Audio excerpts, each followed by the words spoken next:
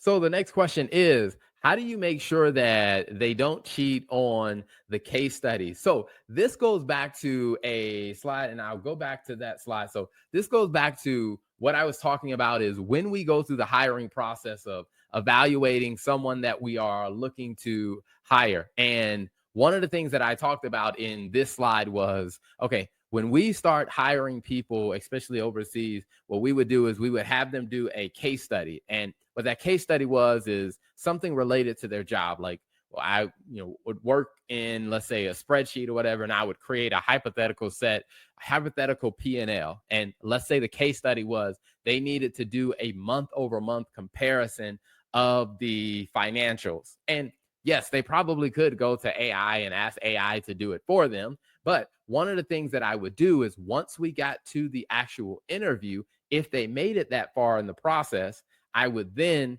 ask them in the interview, okay, tell me a little bit about how you got to the answers that you got to with the case study.